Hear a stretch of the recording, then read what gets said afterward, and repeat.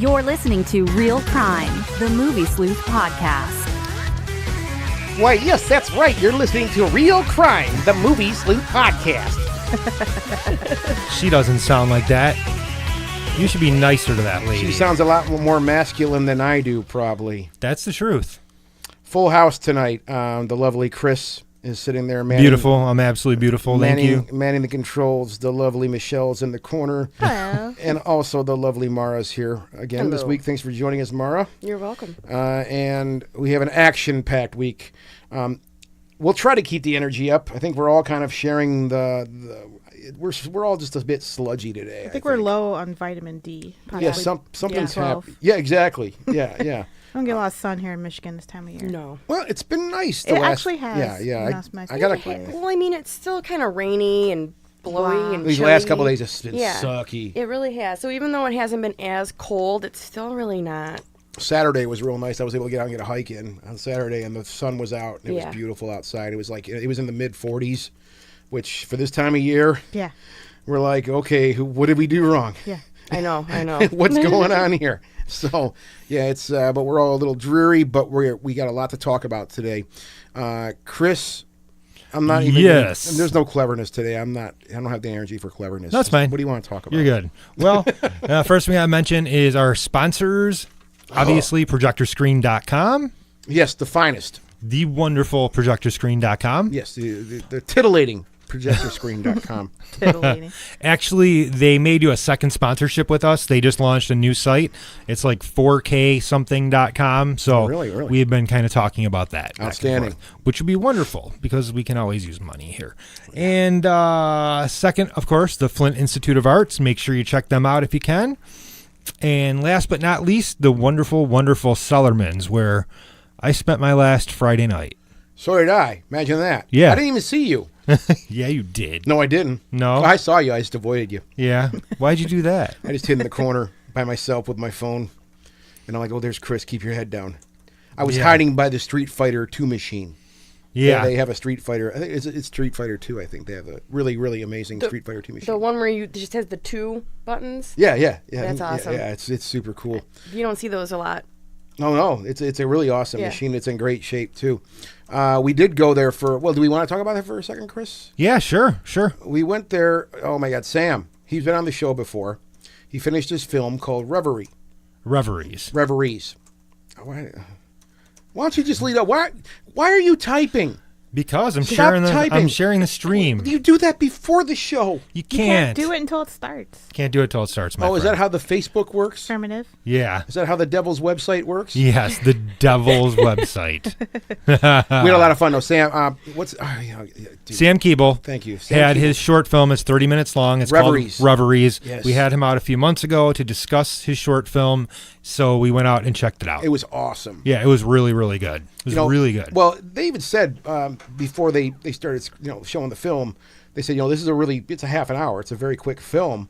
And I'm thinking, okay, well, this is going to bang through. I've seen a lot of short films. And the one thing we talked about outside, you and I, Chris, and I'm like, there was a short film, but it moved so elegantly. It was so smooth, and it ran. I mean, I thought it was a very beautiful film for, to crunch in that much story into a half an hour. And we've said that before on this show. It's difficult to. I think it could be even more difficult to make a short film than it is a full feature-length type film, because you're trying to tell a whole story, and depending on the complexity of the story, in a very small you're amount of time. concentrating. That's a very difficult thing to do. So, Sam, hats off to you, man. It was a fantastic movie, and I really want to see it again, because it's one of those movies too where I knew watching it I'm missing stuff. I know I'm missing stuff because there's just all this. There's a lot to look at in the film. They spent a lot of time with this, and it was a long journey for them to get where they were at Sellerman's last Friday. Yeah, you could watch that movie probably 3 or 4 times, try and pick up It was everything. really good. So, yeah, very layered. Is there anywhere that you can watch it? Yes, I will post the link. I'll send it to you guys. Pornhub. Yeah. Oh, okay. Yeah, I'm kidding. I know he was talking about possibly getting it. He's talking about doing like a trifecta type thing at the Main Art Theater, which is obviously Royal Oak here. We're talking about that. Does he have more than one short, or does he have more stuff? I think this is his first one, wasn't it, Chris? This was, I No, believe, his second The short. second one, yeah, he Yeah. did something Cool. before that too. You're right. So yeah, it was fantastic. It was a lot of fun. We got to meet all of our buddies at Cellerman's, all of our friends there. Yep. And had some fantastic beverages. Okay. So Beverages. this is the big deal that's going on at Cellerman's. It's looking like mid-May, potentially the weekend before Motor City Comic Con. Yeah. We are going to host our own film festival there. That's going to be all horror and short sci-fi films. Oh, dude, Yeah. Fun. the pile of blubber that will be there that weekend. Will Yeah. be amazing. It'll be great. I It'll don't be mean great. blubber as in fat people. I mean like just the beautiful blubber that Yes. that we're all. Oh, fucking never mind. No way I'm backing out of that one. All right. Let's get on to news here. Aquaman is officially the highest grossing DC film of all time. I didn't like that movie. I heard a lot of mixed reviews on it. Even Jason Momoa's abs couldn't save his crap. Oh yes, they can. I think it did really well, and they opened it in China first, I believe, didn't they? Like a Yes. week before Yeah. us or something, or And it's doing really, really Yeah. well there, too. yeah, it made a lot of money overseas, I believe. But the cool thing with that is that Bumblebee actually just opened in China and it destroyed Aquaman this last weekend. And they're saying it's actually going to do very well now Well, that's good. because they're loving it over there, which it totally great flopped film. here. It flopped here. Totally flopped. It only made like $75 million, What did they put into it? 133. Oh my god! Yeah. So that was not very good for the Transformers. I thought it was a fantastic movie. I loved it. I really enjoyed it. I liked I mean, there was a few things I would have liked to see more. You know, they kind of. Well, no, I can't spoil it. Just more Cybertron. That's what I want to see more of. And all that Generation 1 stuff was Yeah. so rad. It looked good. So rad. Well, and the thing I loved was, it. my biggest complaint from the very beginning of Transformers has always been, you know, the CGI. I thought even in the first one, the CGI was too good. It was so complex and so layered, and there was so much going on that sometimes you just lost what was happening when they were fighting and stuff like that. I mean, don't get me wrong, it looked awesome, but it was confusing to a certain degree. It was very confusing. It was. So you know what I'm talking about? Yeah. And they had those hideous redesigns where they just look like mechanical monstrosities, like Yeah. they just. I always say this, but they should not let like Western people design mechas or robots because they're always fugly. Like just let Japanese people do it. Like you know, just Yeah. You're probably right. I've never seen American designed mechs that look good. They always look crappy. Just call a Japanese guy, anybody. They don't even have to be like an actual designer. Just call some Japanese guy and be like, "Can you make us robots, please?" And they will be Yeah. better than anything that we ever do. Well, I think the design they did on Bumblebee, the movements were slower. Mm-hmm.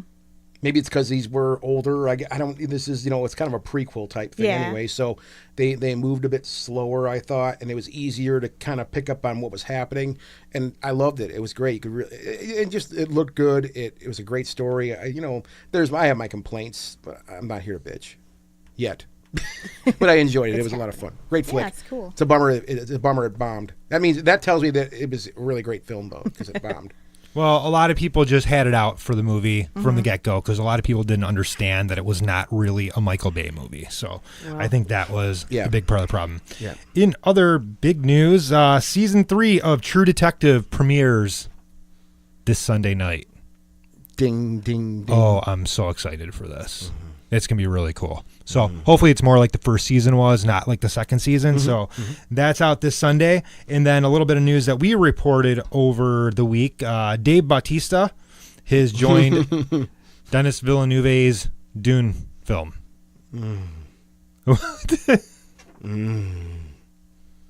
What's happening here? Are you really that aroused? You're happy? Is this a happy noise? This is all I can really get out now tonight. In the first, like, what, we're like 10 minutes in, and that's about as much energy as I can expel. So Yeah. the rest of the show, I'm going to be It's going to be going, just you humming? Okay. That's fine. We can do this without No, you. that's exciting. Yeah. He's a great actor. He's a great actor. Yeah. He was good in 2049. Yeah. I mean, he wasn't in it like a whole lot, but Yeah, what he- 10 minutes. The 10 minutes he was in it, he was good. Like, Yeah. I didn't have issues with him. Absolutely agreed. So moving on, last bit of news, Ruby Rose as Batwoman, they're giving her own show on the CW. So, I yeah. thought they were going to anyway, or they weren't before. They were discussing it. They wanted to see how she did on Oh, the show okay. and if the character became popular enough. So they officially ordered a pilot now. Okay. You know, that's pretty exciting. I mean, I'm usually don't really like the TV or comic or the movies of comic books, but you know, they've never done Batwoman. Yeah. Or really many Yeah. female characters at all. And I think like Ruby Rose is going to be great for that role, I think. She's really cool. She is. You know, and she's actually kind of grown as an actress. I loved her in The Meg. I didn't even see that. But I Oh, you liked her gotta in see Orange that. is the New Black. Yeah. Me too. The Meg is one I really wanted to see, and I missed it. It's fun. It's just a lot of fun. Okay. That was the last bit of news. In new releases this week, we've got The Upside, starring Bryan Cranston as a quadriplegic in a wheelchair. It was actually made back in 2016 and has been held back for 3 years from release. So Why? it's post-Christmas Yeah. season, dumping season, Oh. you know. Yeah, I guess it's not very good. Yeah. So I've got Ben Peebles going out to the screening for that tomorrow night. Then we've got Replicas, which is the new sci-fi film starring Yeah. Keanu Reeves. That I think is in limited release. Yeah, it looks cool. Though. And then we've got A Dog's Way Home, Aw. which the trailer gives away the entire movie. Dude, that was like that trailer. I saw that before I saw Spider-Man Into the Spider-Verse, and I was just like, "What?" There's like fucking CG like tigers in it and shit. Yeah. I was yeah. like, "What is happening?" I felt like I had like a psychotic break for a minute and 30 seconds while it was playing. Yeah, but yeah, it gives away the whole movie. Like the entire movie's in the trailer. Like you don't even need to see it. Yeah.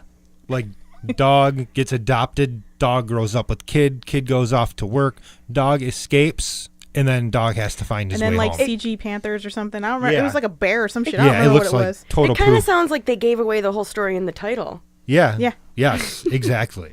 100% on that one. So, moving on, suggested viewings this week. I've got a doozy. What's going on with I'm watching you. I'm listening. I'm being a good little podcast host. You know, I didn't really know much about this until after the Golden Globes, which I never watched because I really don't care, other than them like giving Bohemian Rhapsody the best picture, which was a terrible idea. Apparently, they didn't see any other movie that came out this year. Yeah, exactly. Oh, so bad. So bad. Anyways, there was a series on Amazon streaming, Amazon Prime this last year, Escape at Dannemora. It's 6 or 7 episodes. It stars Benicio del Toro, I like Patricia Benicio. Arquette, and Paul Dano. Paul Dano, yeah. It's a true story about a prison escape. Really Wow.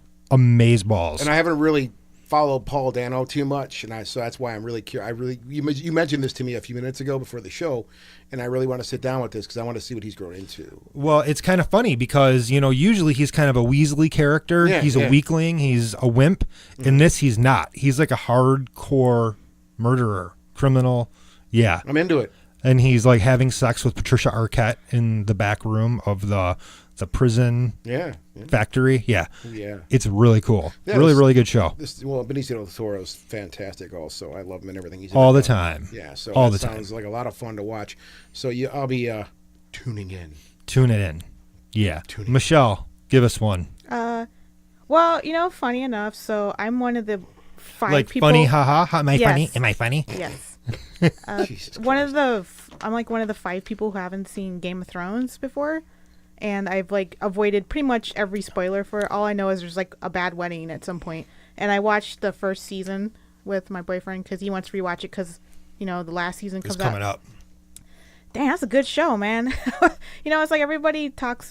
Everybody's like, I made a thread and everybody was just tearing this thread up I made about it because they're like, oh man, wait, you can't wait. It's like, I've never seen a show that gives like zero regard for any character in it. Like, you can't get attached to literally anything. Like, if there's a plant in the background, that plant's gonna die. Like, somebody doesn't water it for 2 episodes. You're like, no, that I love that fucking fern, and it's like dead. Like, just everybody dies on this show. It's like. But it's great. It's like boobies and like floppy wieners everywhere, and it's super gory, and it's like, but it's like the most addicting fucking show I've ever seen. Like every episode ends on like a super cliffhanger, and then we literally stayed up till like 4 a.m. a couple nights ago because I would not let him go to bed till we finished the season. Like he's like, I'm tired. I'm like, no, fuck it, put the next episode on. We're fucking watching this. And that's the very reason why. Yeah. That's the very reason why I'm number 2 of whoever. I haven't seen any of it Yeah. either because I know. Everybody I talked to is like, dude, it's so damn good. It's like I was like skeptical because you know I'm not like a snob or anything, but it's just so popular. I was like, come on, and then I watched it, and it's like legitimately very well written. It's well directed. It's like beautiful looking. The cinematography is great. It's like doesn't pull any punches. The story is like fit together very well. It like paced perfectly. Like everything about it is so high quality. It like I honestly can't believe it's that good. What I'm is so happening? sorry. I'm so sorry. I'm sorry, Michelle. I apologize about that. No, I was doing what I was supposed to do. you're trying to share it I and was then it trying to popped up? share it. I forgot to share it. We And understand. This is why I don't do this shit. Michelle, the floor is back to you. Oh, Game of Thrones is good. I'm sure everybody's already like, everybody's probably like fucking duh. But like, I've never seriously- seen any of it either. Dude, it's so good. I for the waited. same reason. Yeah. I don't know. I don't have HBO. Well, I also hate like waiting in between seasons for things. Yeah. So I was like, fuck yeah, I'll just wait till all the way it's done, and now I don't have Yeah. to wait between any seasons now. That's that's kind of what cool. I did with That's Breaking cool. Bad. Yeah. I very rarely. I haven't seen Breaking Bad either. Like I'm so I haven't behind on either. TV shows. It's like unreal. I don't have patience for TV shows. I don't think. But Game of Thrones, like legit, like the hype was accurate. It's that good. It's so it blew my mind how like well written and everything it is. So if to the other 4 people that haven't seen it, it's good. You should probably watch it. Okay, we'll do that. Mara, how about you? All right, I got a throwback because I'm stuck in the past, but I've been really checking out season 1 of Star Trek: Next Generation. Oh, Good yeah. girl. Yeah, I mean it's probably, I don't even know what number rewatch this is, but I love to go back and revisit it, especially season 1 because it's so different. And that's when than you have the one rest. when they had the skirts. The Yeah, men yeah. wear skirts Yep, for like yep. 2 episodes. Yep. Counselor Troy, they said that. I remember watching a making of where Marina Sirtis said it. She's like, yeah, I look like an intergalactic cheerleader in the first season Yeah. of Star Trek Next Well, Generation. She was like, oh man, the makeup is so garish. Her accent is like she was trying to do, I guess, like a more exotic Yeah. type Yeah. accent. Picard's completely different. He's like a hard ass. They act like Yeah, he's a hard yeah, ass, and yeah. he hates kids and Beardless Yeah. Riker before he gets his magical beard powers. Yep. Yep. And they all are wearing their like that one piece like pajamas Yeah. outfit that I guess hurt all their backs. But yeah, Next it's- Generation's my favorite. Out of all of which them. one? Next Generation's my favorite. Oh, out me of all too. the Me too. Star Trek. Yeah, it's just, and I was going through and I was watching a bunch, but that first season is like special. So it's really special. There's a lot of the like leftover. They were gonna do that phase 2 right after original series, and they wrote a bunch of episodes and they reincorporated them into some of those first season episodes, and they're different. No, original series is always near and dear to my heart, but I have to say, I agree. The Next Generation, I think, just because of the scope and how long it went, you really were able to get invested in those characters and really fall in love with the characters. The characters are So, when they started doing the motion pictures too, that was really exciting. That was super exciting. I mean, whenever they were working on a new motion picture, I was right there first night.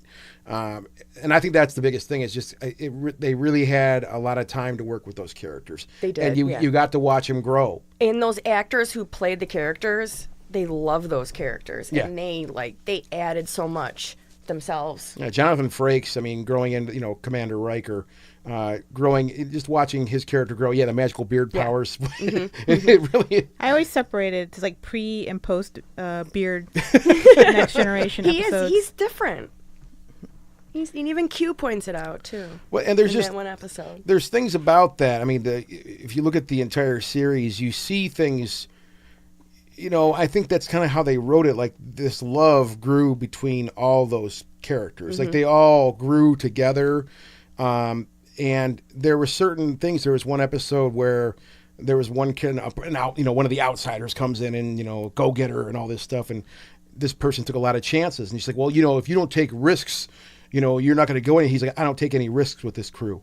And so that's one of those little lines I heard in the entire series where I'm like, there was something different going on as far as I think how they wrote it where, yeah, these people had a love for each other, and you see that in the films too. Like, you know, just all the wonderful things they did together, and you just can't. I know I couldn't help but just smile and just really enjoy that. So yeah, Next Generation, and first season is incredible, but the whole damn thing just blows my mind. It is, and it's like they're probably a lot of my favorite episodes. I would say are on like season 7. But I don't. I'm just having a really good time going back and like watching the beginnings, what they thought it was gonna be. I guess I There's- did that.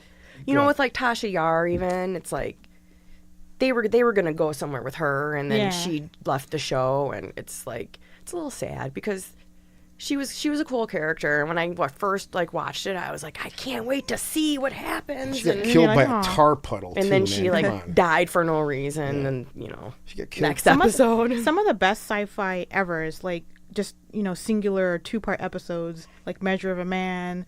Oh, yeah. The Best- entire Best of both worlds. Yeah, Best of Both Worlds. That's some of the Awesome. best like sci-fi, like exploring like PTSD, like all these.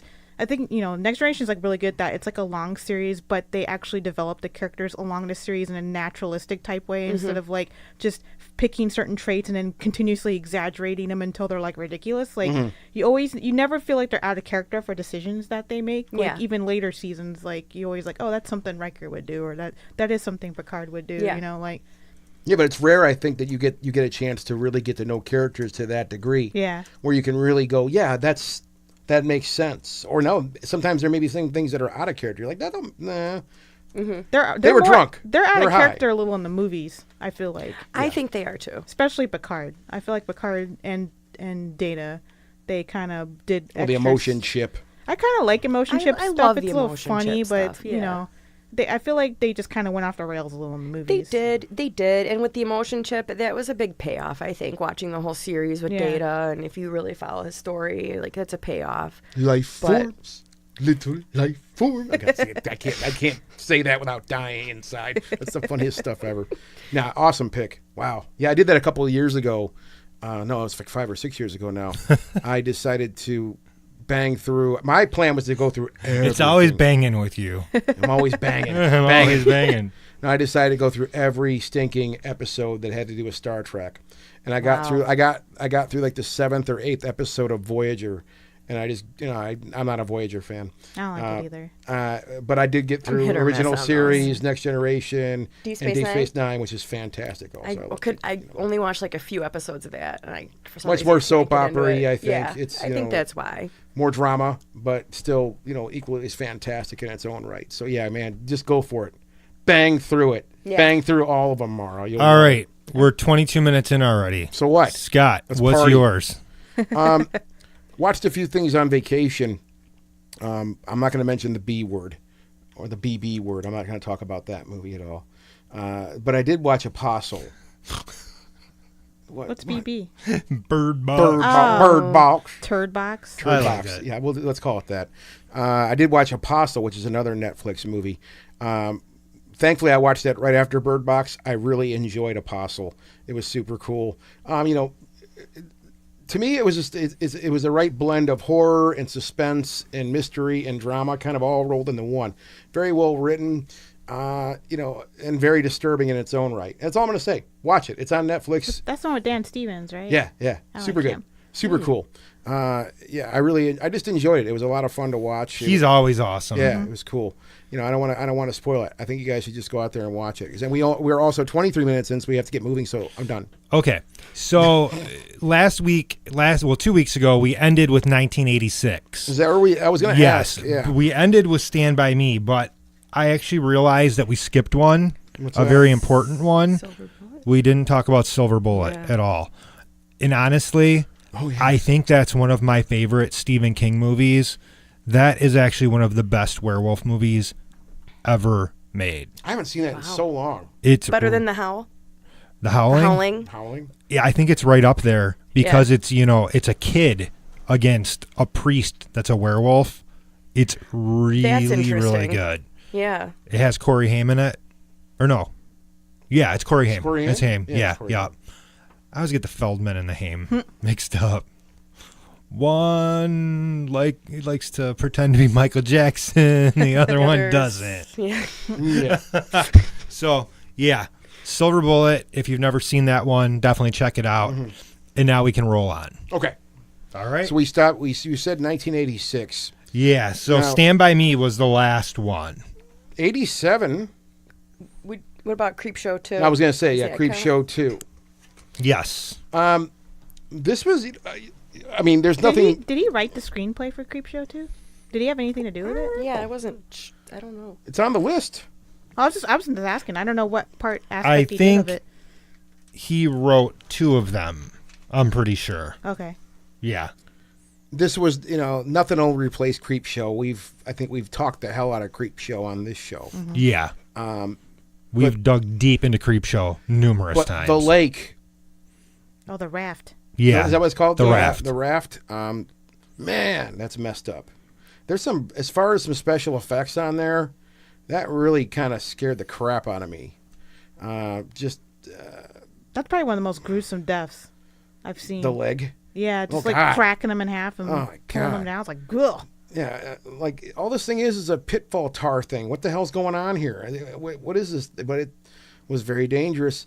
There's not much to say about it. It just really disturbed the hell out of me. It's such a simple premise. Like, you're in the middle of a lake and this thing, and that's the thing is, that's what makes it so neat to me is that we have no idea where it is. There's no explanation whatsoever. It's just a vignette.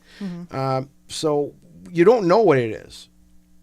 I think, I could be wrong on that. Wasn't there didn't they show like some sign that said it was like some toxic waste thing or Yeah, something? it said no swimming or something. And they weren't supposed to go in there, but they're naughty kids and they'll listen to Yeah. signs. So, I mean, I guess you do get a little backstory on it.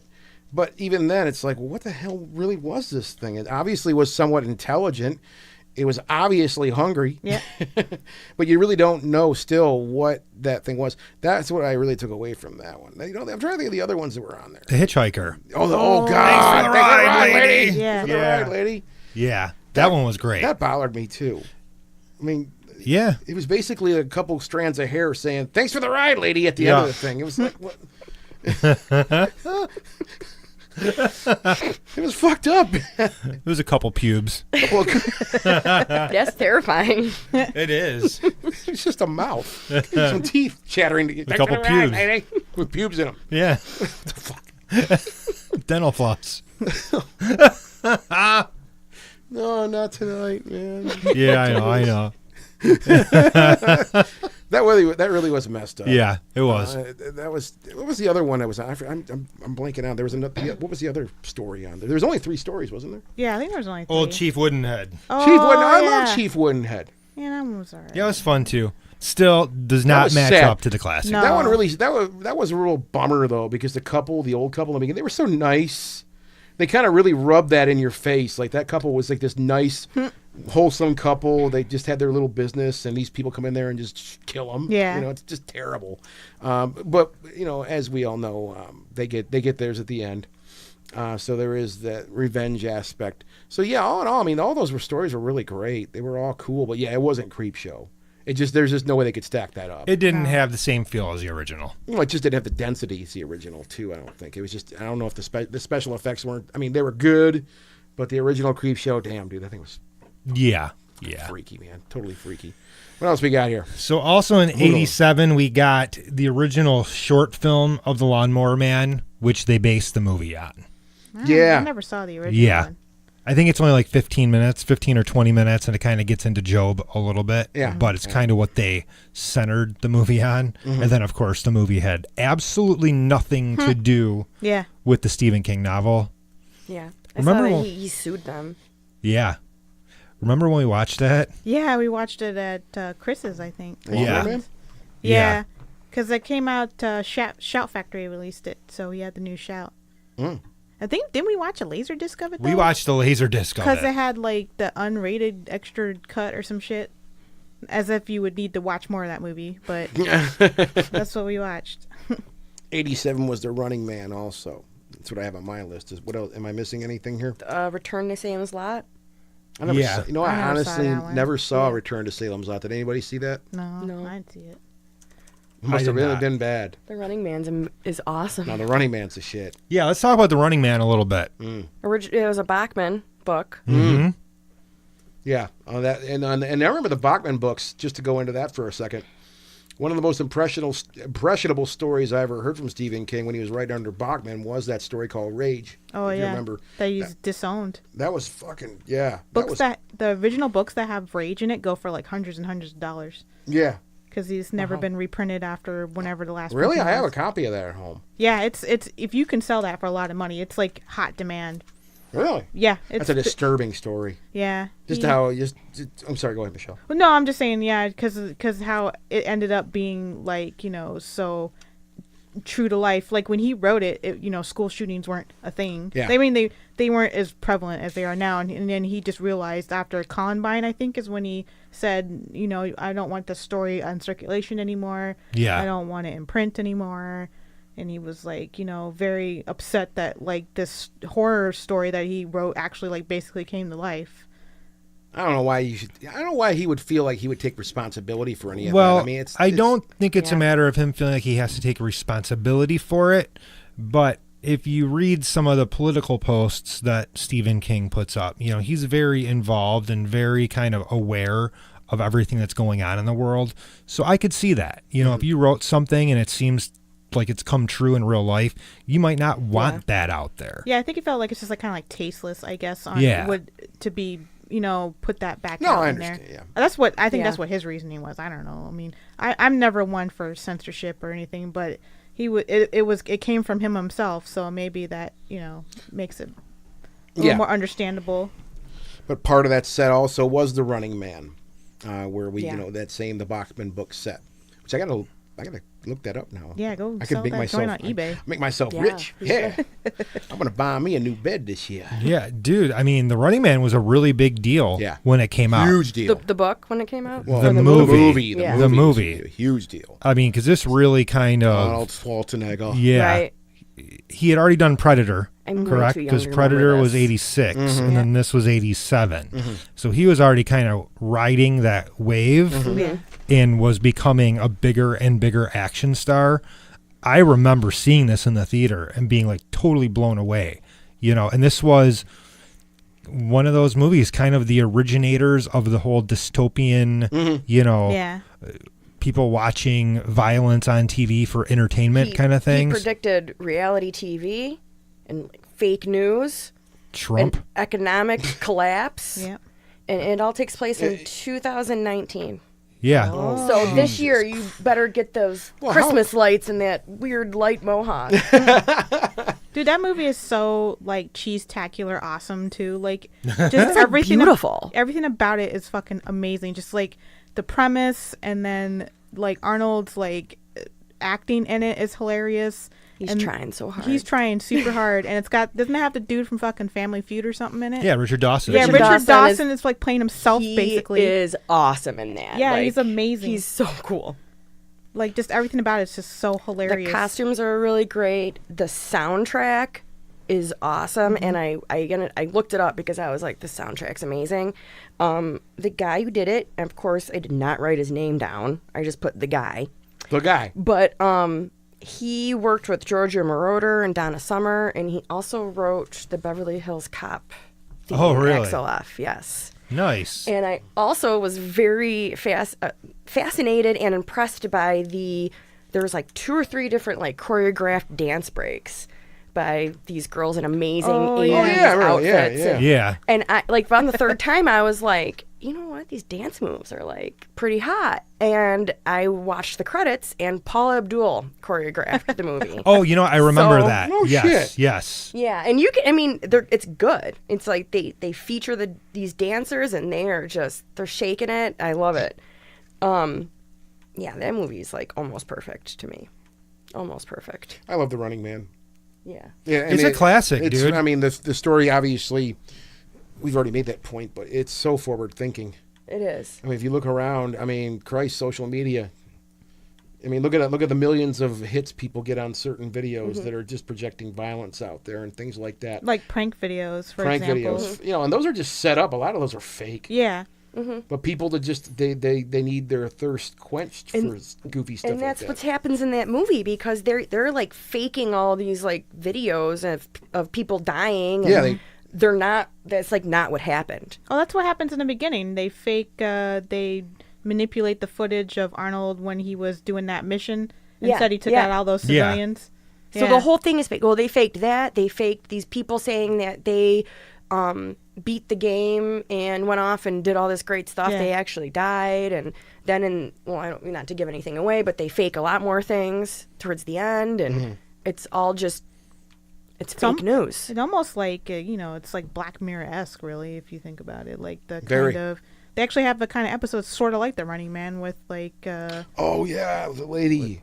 She doesn't know where she's at. Yeah. Yeah, and at the end you see it's all a big big ruse on her. Mm-hmm. Yeah, you're totally right about that. Total precursor to the Hunger Games too. Yep. Yep. And what was the other one? Suicide or not the Battle Royale. Battle yeah. Royale. Yeah. Totally. Yeah, totally. So that was 87. On my list That's a now. busy year for him. Yeah, very busy year. Was there anything in 88? Because I don't have anything on my list for No, 88. there was nothing in 88. 1989. Pet Cemetery. Whoa, where are we in for it? Yeah. Yeah. Pet Cemetery. I know we're staying away from the book stuff, but a fantastic book. There's parts of this book I think there was just no way they could put it on film. For example, the whole thought process that the man goes through before where he's trying. Do I bury my child there or do I not bury? There's a whole chapter of just those thoughts, like Yeah. this internal dilemma.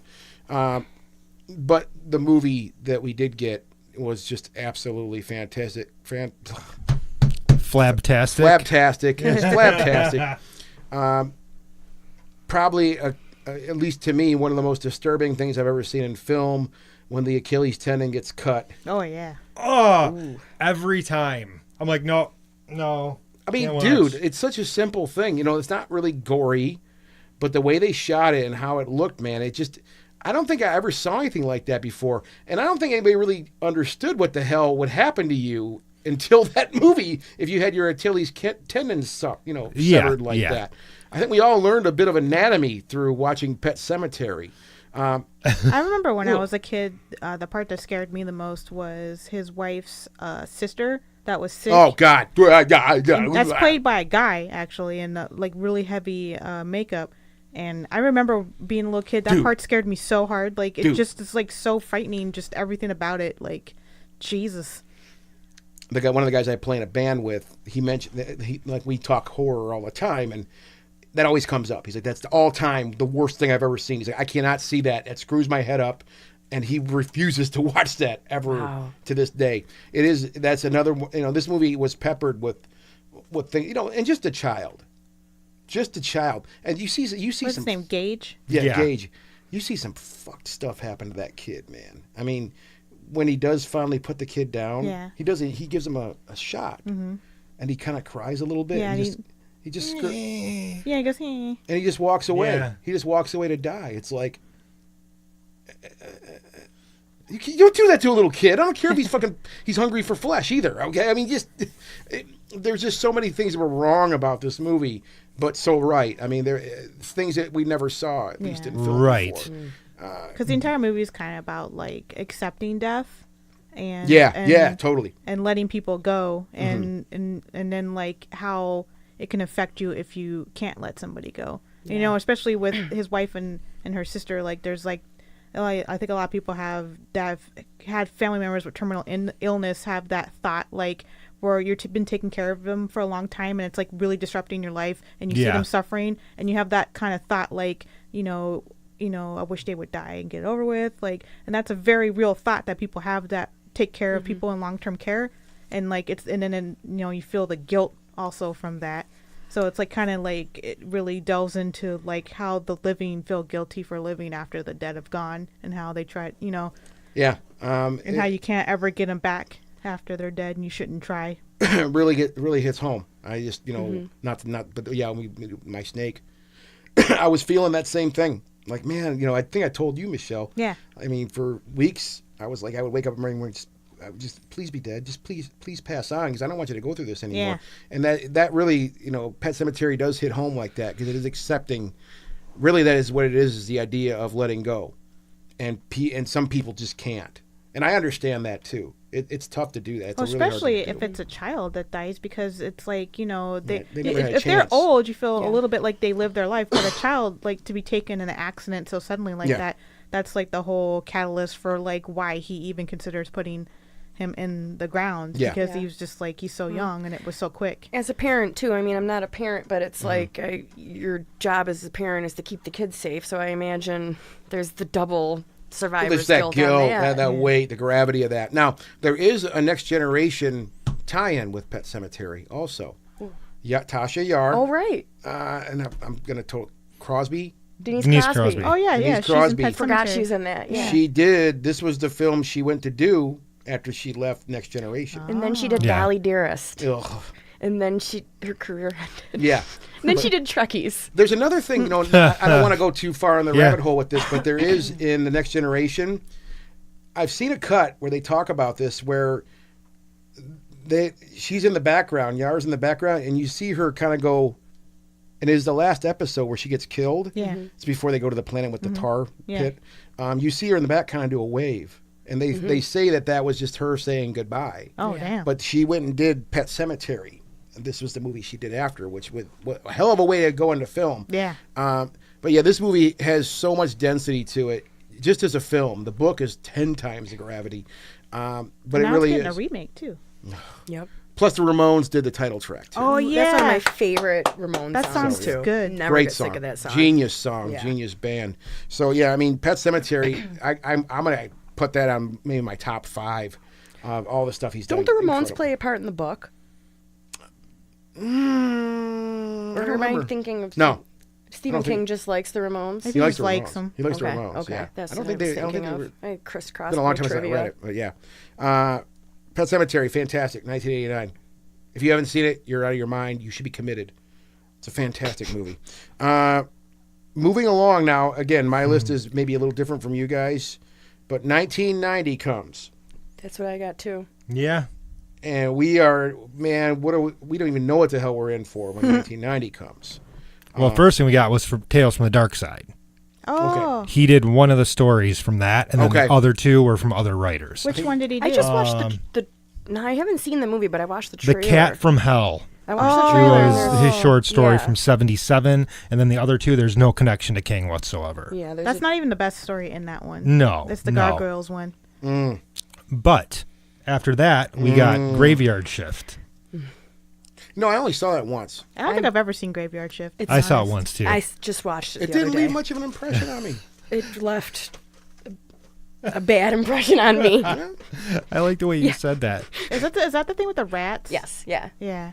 It's like it's one of those classic kind of Stephen King stories where everyone's in the one room and everyone hates each other, and you know I forgot exactly what they're doing in there, but they're doing a job, and the rats are all everywhere. They're working in a and- coal mine, right? Yeah. In Graveyard Shift. No, it's not. It was like a cotton mill. Oh, that's what right. It is, was a yeah. mill. Because Yeah. they kept having the cotton go through this like machine, and the rats are everywhere, and it did not work because the rats were like really cute, and they were all lined up like, give me a treat, but they were like supposed to be scary, and then they didn't look scary, and then the monster was like 2 seconds at the end, and I just Yeah, I hate those kind of movies. I don't like those kind of movies either. I watched the whole movie and all these like actors. I can't even really like think of. Oh, I remember who one of them was. What's his name? Who plays Chucky? Brad Dourif. Yes. And I like him, but he was I love Brad. probably the only memorable character, I would say. Yeah. Typically is in any And film then- he's in. Oh my god, I made it through the entire movie. The best part was the end theme song because it was like, it seriously was like this bass player who plays like the Seinfeld theme song with like someone playing the spoons with samples from the movie, dialogue from the movie, like repeated. Really? Yeah. been a while Graveyard since- yeah, it's shift. been He so kept long saying since I've the seen that. graveyard shift, and then it's like Seinfeld bass and spoons. Well, that's why. Boom, boom, boom. Yeah. Yeah, and I just like I watched the entire credits like this is like an amazing song. I always like 80s and 90s movies where the end song is like a rap about the movie you just watched. Oh yeah. Yeah. I don't know why I thought of that, but You know Well, they did that with they did it with which Freddy Krueger film they do that with? Which Nightmare? They had a rap song at the end of it. I don't remember. Nightmare on Elm Street, was it 5? It's probably 4 or 5. It was when it was the real comical one. I think that's 5? We should know this. Well, yeah. Fresh Prince did a Nightmare on My Street song, but Yeah. it was never in a movie. You- they- right, And right. the Fat Boys did a song. Oh, did they? Yeah. I Oh, think shoot. that's like Freddy I Krueger? think that's number 4 actually. In Was it 4? Okay. That's probably what I'm thinking of. Yeah, I I just don't care. those track. I just I'm don't. sorry, Chris. Sorry, we're Because boring it you. probably So we're sucked boring you. my butthole. Jesus Got Christ. flames from your butthole. Okay, Chris. You Graveyard guys Shift. see that video yet? Calm down. That shit's hilarious. What? That What pastor stupid- that's screaming up flames from your butthole. You guys haven't seen that? No, No. I'll have to send it to you guys later. You'll like it. Don't watch Graveyard Shift. Listen to the song though. Yeah, Just yeah. fast forward all the way to the end. Yeah. Yes. Listen to the Well, we could post it. Seinfeld. We could yeah. post it in the comments later. The Graveyard Shift. And there's a bunch of other lines I can't think of, but I just keep thinking of the Graveyard Shift. Oh, yeah, it was good. Yeah, I got a All feeling right. it's something that's not going to leave my head once I hear it. Thank you. I'm going to thank you in advance Yes, for that, too. you're welcome. 1990. 1990. We Misery. built it up to this, yes. No, you're good. Misery. Oh yeah, now that's a good one. Another fantastic novel. And we'll leave it at that. So, but the novel had some stuff in it, too, that was just unspeakable. Holy shit. bet. For real? Kathy Bates. Mm, James Caan. mm. James Caan's really really good in it too, and Yeah. Kathy Bates. Yeah, they both just... She's like amazing in it. Like should have won like an Oscar. I almost want to say like her portrayal is like just Yeah. incredible. She's great and everything. She's amazing. That movie, I remember just watching that movie over and over. Somehow, there were certain movies somehow that ended up on like getting recorded at my house. Somehow, like the first 3 seasons of Roseanne got recorded, Like on a tape, you mean? like on VHS, Oh, okay. right? And Misery was one of those. Like, so I used to watch Misery all the time. And I mean, yeah, just what's there to say? I mean, this is such a horrible thing to be involved in. And for a person to fight through something like that, to get out of that situation, I think we can all agree. Again, this is another one of those movies that has some of the most disturbing imagery. The leg scene. Yeah. Yeah. God, I love you. I think it's kind of autobiographical because like Stephen King at this point in his career is like probably at its zenith, like just peak Oh, yeah. fucking Stephen King in the early 90s, late 80s, early 90s. And he was getting a lot of like weird, I mean, he writes horror, so he's already going to attract weirdos. And then like he's probably the most famous American novelist at the time, like popular, I mean, I want to say. Yeah. So he was getting all kinds of weird fan mail, stalkers and stuff. And and I always, Misery's interesting because it's about, an artist who makes work and his fan base. It's basically about toxic fandom. Like his fan base wants him to make his work a certain way for them, but he's making it for himself, and you just enjoy it. And and it's like fan base now. I actually wrote like a whole thing about kind of comparing it to like the Last Jedi controversy. Oh, perfect And- example. Yeah. And like Misery, because Last Jedi comes out and people are like want Star Wars to be this certain way, and then the guy's like, I direct a movie and this is the way it is now, and they feel like they own the franchise, like they're Yeah. owed something, they're entitled.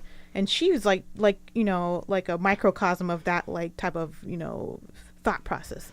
She's like, you owe me Misery, you can't kill her off, You can't kill my misery. you can't kill my misery, and she basically locks him down and forces him to change to what she wants. It's funny. Go ahead. I'm sorry, Michelle. I didn't mean to interrupt. Well, no, it's like just stand there. Like just it's like basically toxic fandom, the movie. This idea of toxic fandom is fascinating because when The Last Jedi came out, I remember I was on another radio show. I got asked to come in. A buddy of mine asked to fill in, and we were having this conversation about The Last Jedi.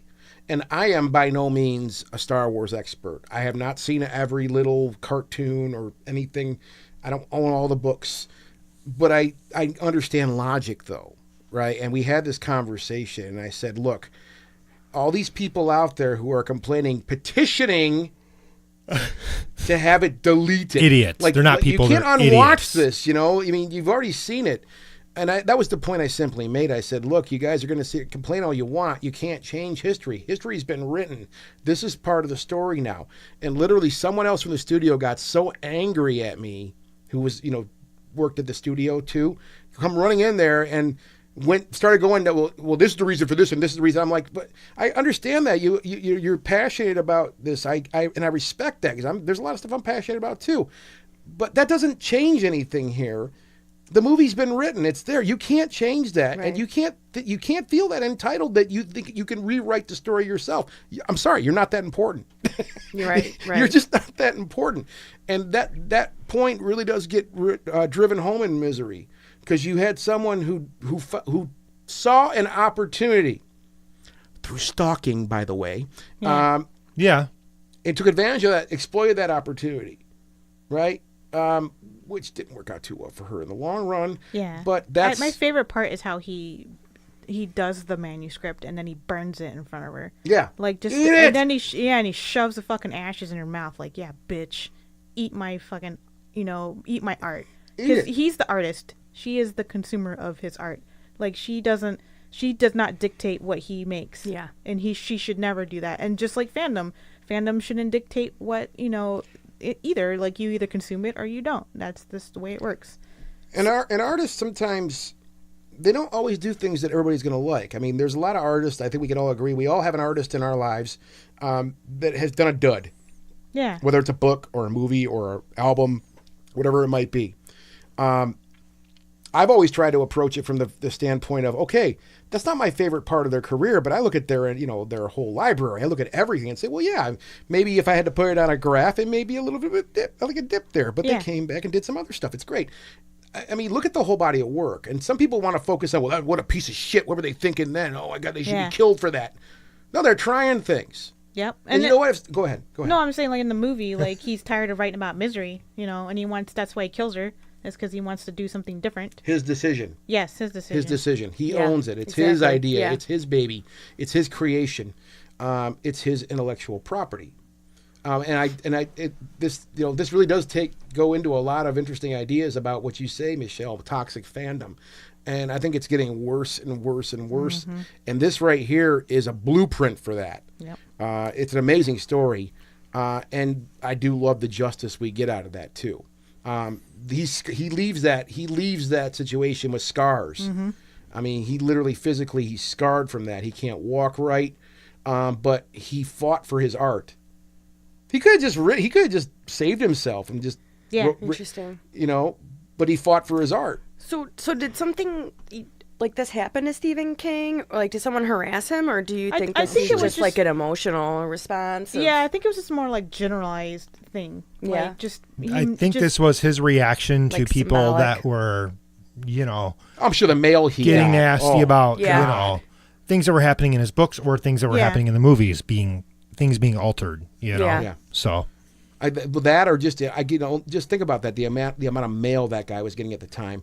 I mean, not only like, I love you, you my whole life, but probably equally as much fucking the graveyard shit. What a piece of shit. Yeah. What were you thinking? know You should be what? fucking killed for They're that. probably those two sentiments are probably in the same letter with some people too, and that's Yeah. like freaky. Yeah. If you're like him and reading bipolar. that. It's where it Yeah, is. it's scary. it's scary. Yeah, it so- works. But that's that dedication of fans. I mean, I love it and I hate it at the same time. Right, I hate to I see know. people go through that kind of stuff.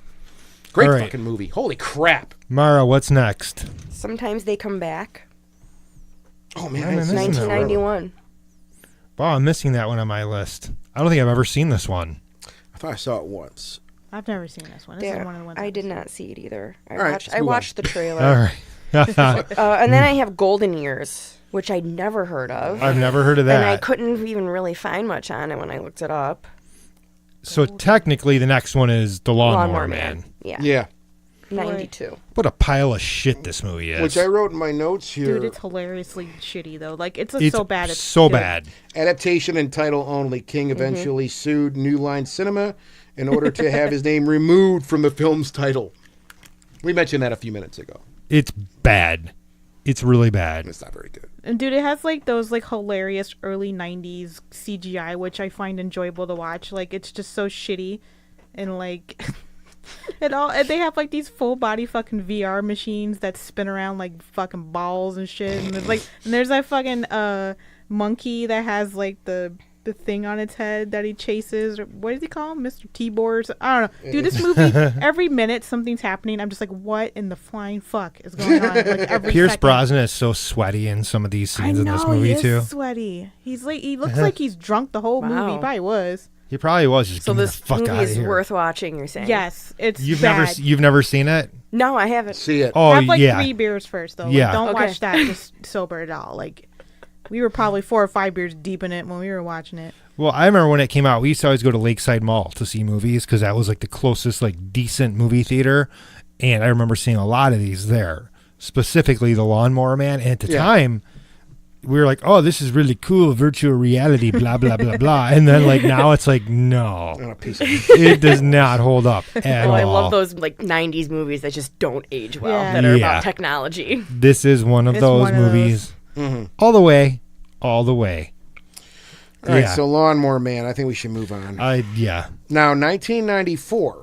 Well, there's a couple more in '92. I got. Yeah. Okay, all right, go do that because I don't have those on my list. Sleepwalkers. Oh, Sleepwalkers is good. I love that movie. I never saw that. This is the incest movie with the cat people, right? And Enya. Yes, And yeah. Enya music. Fuck, This is that's why funny didn't because see I it. remember loving this movie so much, and I watched the trailer to remind myself of it, and all I remembered were the cats. All I remember were the cats, and that Mad Chick Amick's in it, who plays Shelley in Twin Peaks. Oh, that's right. Yeah. Yeah, and Brian Krause, who plays Leo in Charmed, Okay. is in that too. Yup, He plays yup. the boy, and the cats. Yeah, Sleepwalkers is like fucking weird, and it's got like. I remember the first time I saw it, and anybody that wants to check it out, it has like a Blu-ray just came out from Shout Factory actually. I think a couple weeks ago or so, a month or so ago. The first time I watched it, so I'm just like, oh, okay, it's these guys turning cats. That's interesting. And, you know, there's a guy and his mom, and like they both like turn into cats or whatever, like cat monsters. And then there's a scene where they like he comes home and like something happened to him, like he got hurt, like because he turned into a cat and he was trying to like kill this girl he was trying to date. Yeah. And she puts on a record and they start dancing with each other, and then it cuts to them being monster cats fucking. So like I was like, wait, how did we get to mom and son monster cat fucking in like 1 second? Like This movie is actually Well, on they're our monster top cats. 10 We most don't- disturbing sexual acts Yeah. list on the I was just website. like- Maybe really? I Yeah. like don't remember that, but like I remember I thought the movie was like I was like, wow, Yeah, there's It's a off reason the I didn't wall. see this this. is dude, you need to see amazing. it. It's off the wall. I have it. I don't have the Blu-ray, but I have it on DVD. I want to watch it again. That was one I didn't. You I just wanted need to to s- rewatch it, but I couldn't for some reason. You just need to watch Monster Cat Incest fucking. Incest. I wonder if that's why I liked it so much. I don't know. I just remember that being so out of left field. Like what in Tarnation? Like what?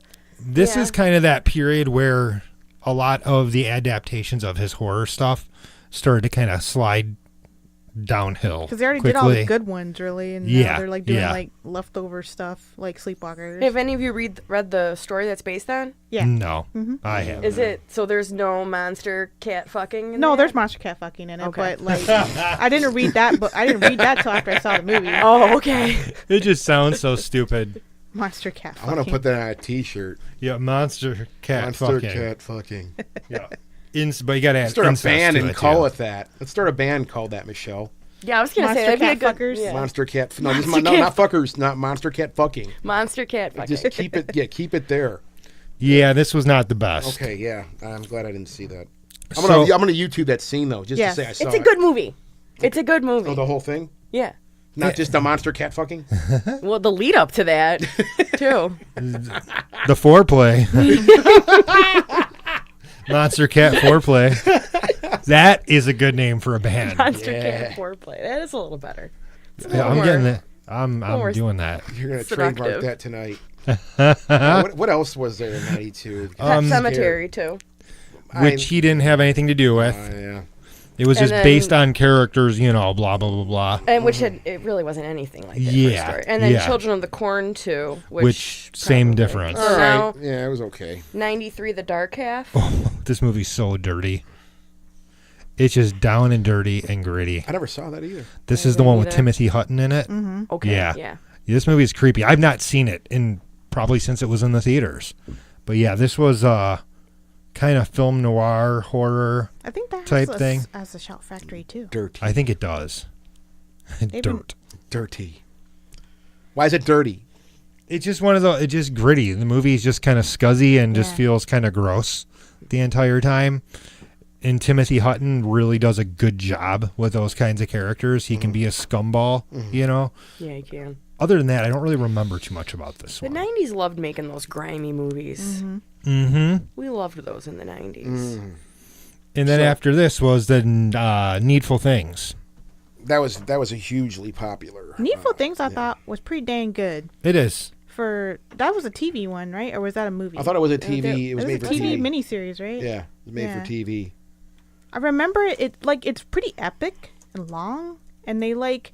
I always thought the Needful Things idea, like the book, is like really good. Like I always like this idea of like the devil has a shop and he sells like all these items, but each item has a curse attached to it. Yeah, you that's know, a cool premise. like the Frogurt shop on in the Simpsons. You know, like evil Yeah. the evil Frogurt as preservatives. That's bad. This one had a really cool cast in it, though, too. Yeah. The X-Men side Yeah. of it? Yeah. And Ed Harris, Bonnie Bedelia, and J.T. Walsh. Man, that guy could act. Yeah. That guy was amazing. I miss J.T. Walsh. Needful Things. Yeah. Yay. It's like a really good it's one of those Stephen King does really well with ensemble casts, and especially in his stories, like big large casts with a lot of like side plots going on. And Needful Things is one of those books where like there's a lot of characters doing a lot of different things. They're all connected because the Needful Things store and a guy and he's selling the stuff and it's like killing everybody in the town, and people in the town are like killing each other and shit because of all this stuff going on. He's like pulling the strings like an evil puppet master or whatever. But I feel like it's one of his better stories, actually. And they did a pretty good job with the TV version. Did a pretty good job of small town America Yeah. kind of vibe, for sure. So what's up next? What's after Needful Things? I don't know. The Tommy Knockers. Yeah, God, that man, one this- was not good. Yeah. This was I think this is a very slow era for me in Stephen King. Yeah. I just didn't. If I watched it, I wasn't like. It just didn't leave an impression on me. It got to that point of saturation where Yeah. it was kind of like you didn't want to watch them anymore. Yeah. I remember when that was on TV and it was like, the next Stephen King TV miniseries. And Yeah. at that point, we knew what to expect, I think. Yeah. Yeah. More poop. Tommy Knockers is not a good book either, so they didn't have good material to start with. And then the TV series version of it is not good either. You got to They have made a good huge material. deal out of it, though. Yeah. Man, I remember this. They promoted the shit Yeah, they out of did. the Tommy Knockers. Yeah. Yeah. You got to have really good material if you're going to Yeah. try to make a mini series out of it, If you're going to soak up a few nights of people's time. So, Especially back then, because there's no Netflix. You were sitting down at 8 Yeah. o'clock and watching it. Yeah. and So- sitting through commercials. Yeah. Yup. Yeah. So the next I have is 94 Shawshank Redemption. Oh, Yes. that movie's absolutely fantastic. It's one of those movies I would almost say is perfect. It really is fucking perfect. Just every aspect of it, the music, the writing, the pacing, the acting, the characterization, like the editing, The set design, everything. the costumes. This one I've always kind of purposely stayed away from. You've You're never seen nuts. Shawshank Redemption? Yeah, I don't know why. I don't It's know. really it's good. so I feel like good. every time I see it, I'm like, gonna not watch it this time. I know it's don't like know why. it's got the old stigma of it's like number one on IMDb, so you're thinking, oh, can it be that good because this many people It like it? really is. Yes, it's really good.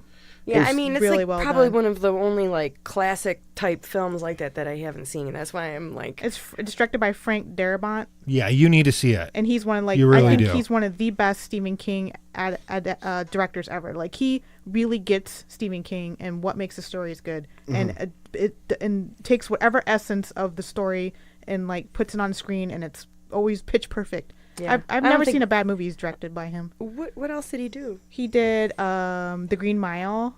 Okay. He did The Mist. This isn't Stephen not King, like but The he Mist. directed the pilot to The Walking Dead, which is like Yeah, pretty he much did. the only good episode of Yeah. that show. Right. I agree. So Okay. there was some pro tips on the Shawshank Redemption. If you obviously this is another one of those films that really gets you in the gut. There's some imagery in this movie that really messes you up. The sewage scene, let's call it that, for example. Pro tip: if you actually want to see that official prop, what they used, you can go to Mansfield Reformatory in Mansfield, Ohio, which is it's a historical property now. They used part of it. Actually, they used the yard, I think, for the outside scenes. They used the big yard. I've been to this place 1,000 times, so that's why I know all this goofy stuff. But yeah, they used the actual yard for the outside scenes they shot, and they have the prop inside the prison now that you can actually look at. Oh, and it's sweet. even the hole that remember where Dufresne sticks his head in and looks in there. You could stick your head in there and do the same thing he did. So that prop is there. So Mansfield Reformatory in Mansfield, Ohio, it's a non-profit. You can go there and make a donation. I think it costs a few bucks if you want to spend some time there. But I've watched that place actually go from like kind of a rundown prison, like, a shell of what it was. And they've done some really amazing stuff. So if you want to go there and just check that out for this reason, it's worth the trip. It's a couple hours away. Yeah, that's cool. But yeah, the Shawshank Redemption, this is another one of those ones I mentioned before, like my parents recorded this movie. Yeah, this is one of the ones I had on VHS, and I just watched the shit out of this movie and it was that good. You could just watch it over and over again. And is this the movie that like turned Morgan Freeman into like the ultimate like narrator dude? Because he narrated a lot of the movie. It might have been because he didn't start acting until later in his life. So yeah. But I mean, this movie, like, think of- we hear the jokes now, the memes, everything about, Morgan Freeman's going to narrate my life. Yeah. I mean, God can start acting whenever he wants to. Boy. He's really good in it, though. And I always I liked how the movie is kind of little. If you watch a trailer to it, it looks like it'd be a feel-good movie. But when you watch it, it's actually not. It's pretty dark and depressing.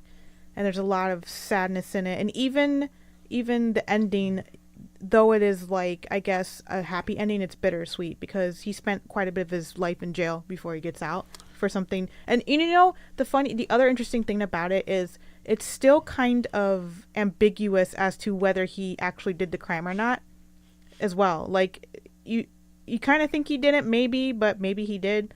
Like, they never really, go into if he did it or not. Like, they just kind of, are like, he's in jail, and maybe he didn't, maybe he did. Well, there was the piece, though, in the middle of the film where that young kid comes in who claims that he knows the guy who actually killed his wife and his wife's lover. But they right? never, really, They bump him off because there was the whole scam that was going on. They didn't want to lose that cash cow. So. Right. But they still, it's never, 100%, I don't think. No. The ending to me, and I just thought about this the other day too. He did do what he did to break away. Yeah. But even then, to me, I thought I tried putting myself in Andy Dufresne's shoes for a second in that, and I thought, even with that, because he was a brilliant man, obviously, even with that awesome plan I put in place to break away from this and escape. You still would have that black cloud over you. You never know what could happen, especially now. The law, it's just this weird thing. So I'd spend the rest of my life just looking over my shoulder still. Well, yeah. And he was he went through a lot of shit when he was in jail, gets raped and all this other stuff. Oh, yeah, horrible. He's totally scarred. And he's just he's been through some shit, to get to where he is. And that taste of freedom is, the one small happiness he had in his life for, a very long time. And then after that, it's hopefully he doesn't have to. I think doesn't he move away to another country or something like that? Yeah, he crosses the border. So yeah, that's he's sending letters to Red.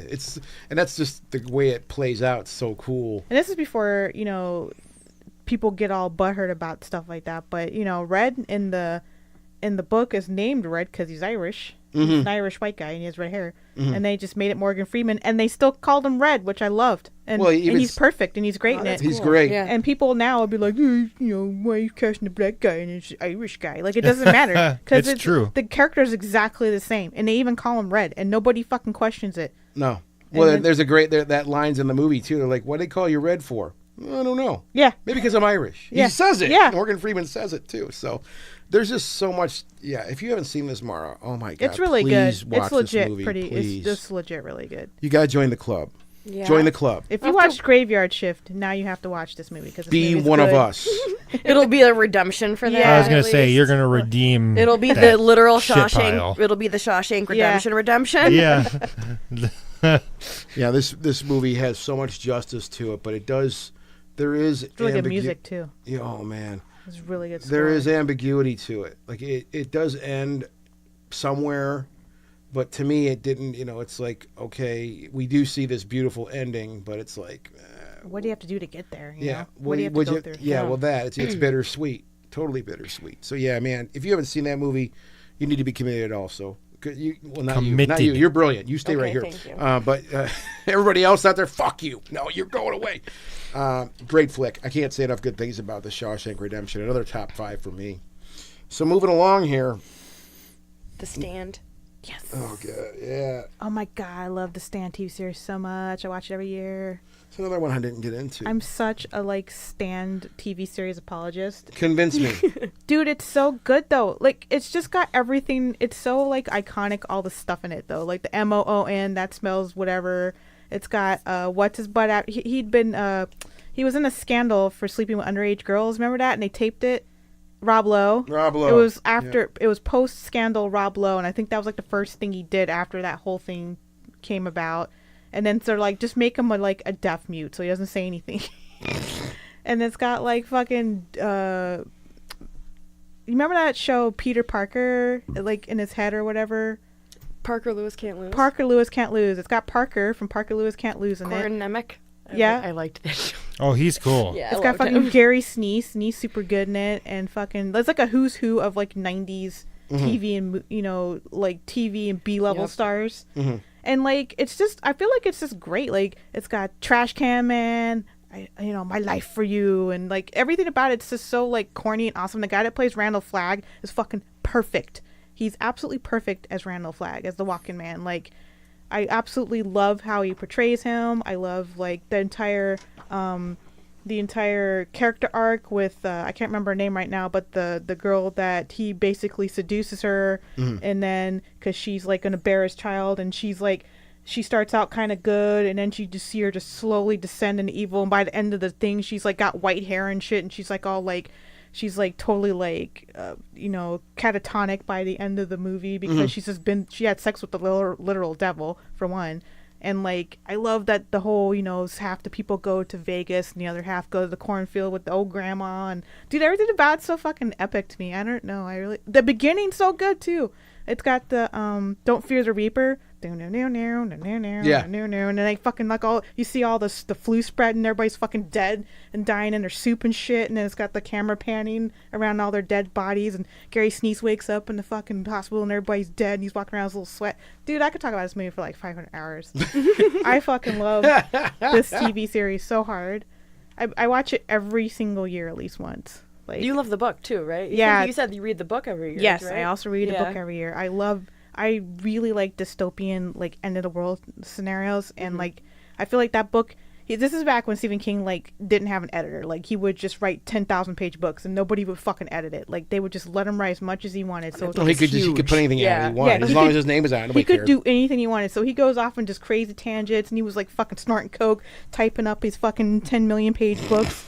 And the Stand is so long and epic and sprawling and goes off on weird tangents for no reasons and crazy shit. And it's got Dark Tower stuff in it, the Walking Man. It's got dude, it's so fucking good. It's got Bernie Wrightson did art for it on the inside, some of the pages. Dude, it's the fucking shit. That movie's the shit, and the book is the shit. Well, I'm convinced. Dude, Yeah. you gotta watch it. It's good. We missed something major though. What did we miss? We missed it.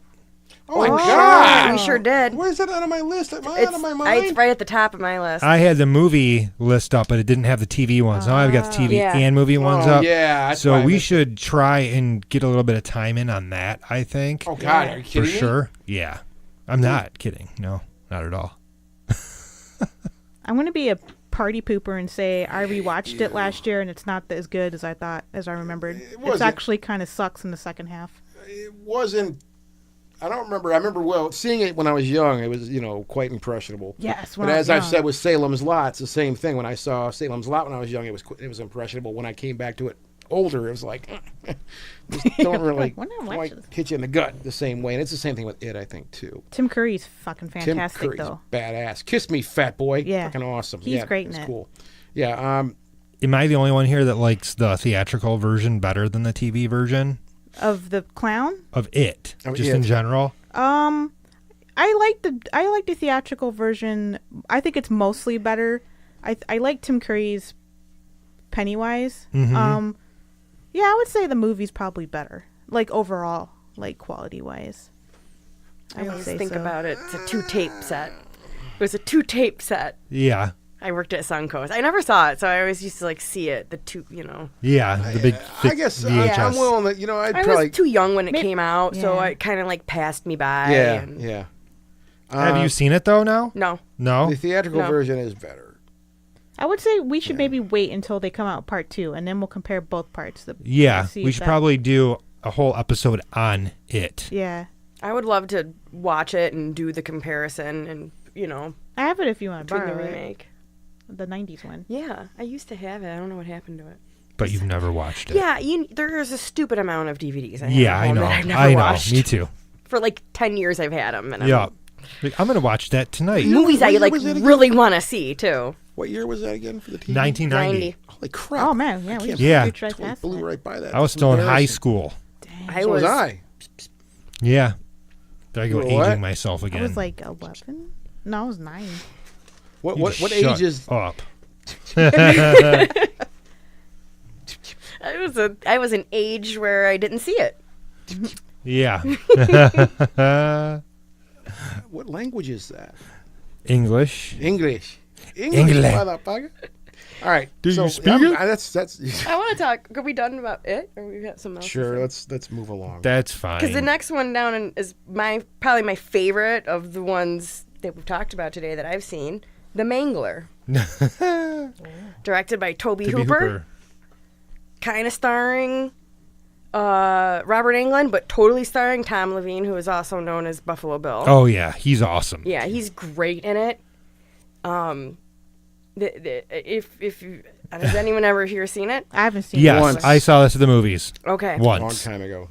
It's about the possessed folder, the laundry machine. Yeah. Oh yeah. And Robert Englund owns the laundry company, and he's scary and evil, and the thing just like keeps flattening people out and mangling them, and it's like the way that it looks is like beautiful.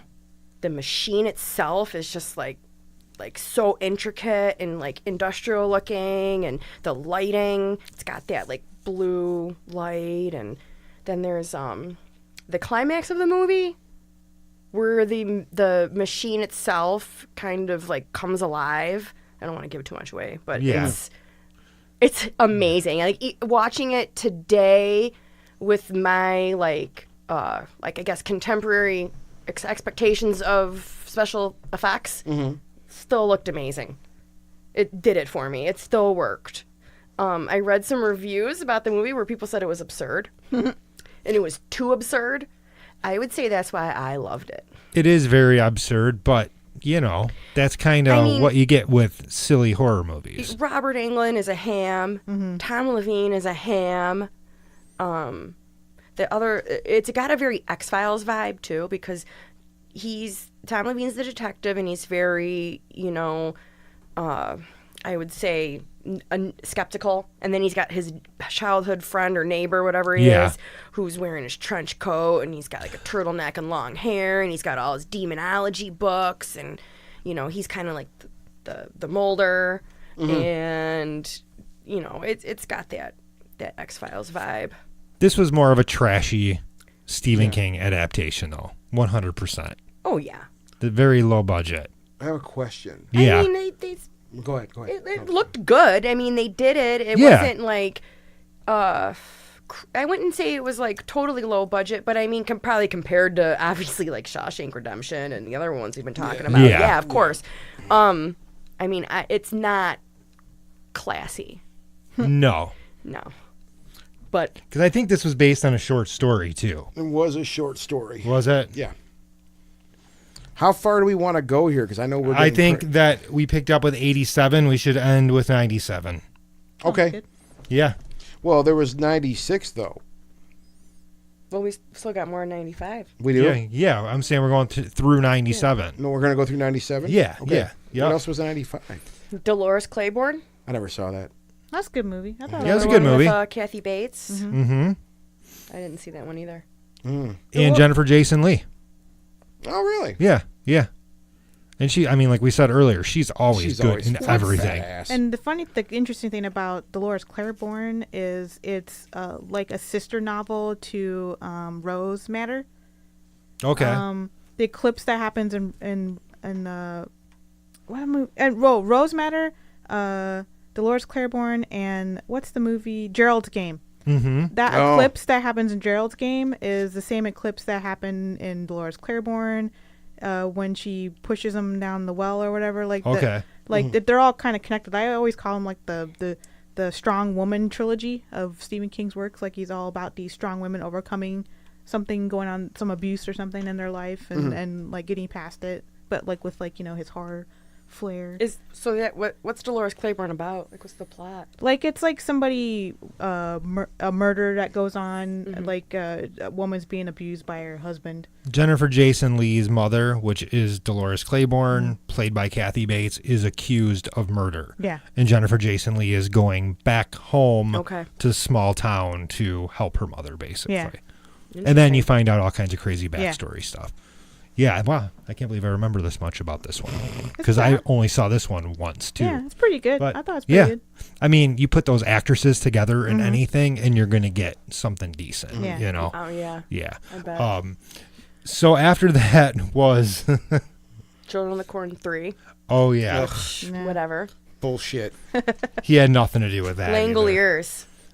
Yes. Oh my Saw that TV. either. That movie's a fucking hunk of shit too.